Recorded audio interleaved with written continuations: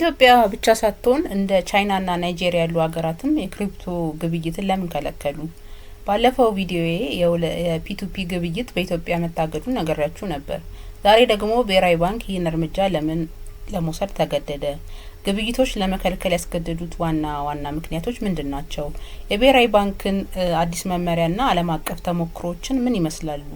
የሚለውን በማካተት በህግ ባለሙያ እይታ አጠር ያለ ትንታኔ ይዤላችሁ ቀርቤያለሁ። እስከ መጨረሻው አብራችሁን ቆዩ።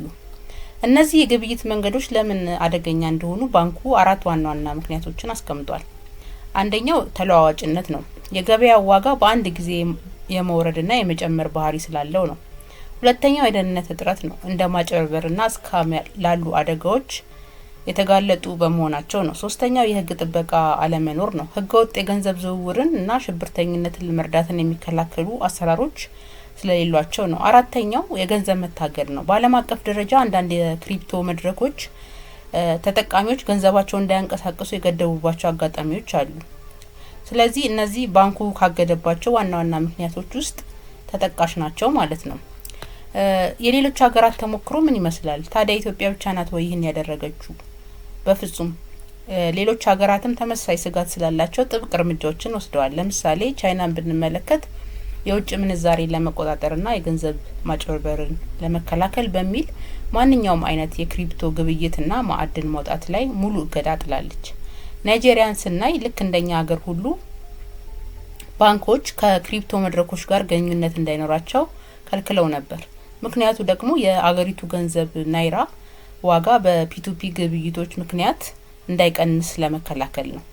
ሌላው ሀገር ህንድ ናት። ህንድ ሙሉ በሙሉ ባትከለክልም ከክሪፕቶ የሚገኝ ትርፍ ላይ እስከ 30% የሚደርስ ከፍተኛ ታክስ በመጣልና ጥብቅ ቁጥጥር በማድረግ ሰዎች ወደ ጥቁር ገበያ እንዳያመሩ እያደረገች ትገኛለች። እነዚህ ሀገራት የሚያሳዩን አንድ እውነት አለ። የዲጂታል ክፍያ ስርዓቱ በህግ ካልተመራ ለሀገር ኢኮኖሚ ትልቅ ስጋት ሊሆን እንደሚችል ነው። ብሔራዊ ባንክ በዲጂታል ንብረቶች ላይ ደህንነቱ የተጠበቀ አሰራር ለመዘርጋት ከዓለም አቀፍና ከሀገር ውስጥ ባለድርሻ አካላት ጋር እየመከረ መሆኑን ገልጿል። ባለፈው ባወጣው መግለጫ ላይ ማለት ነው።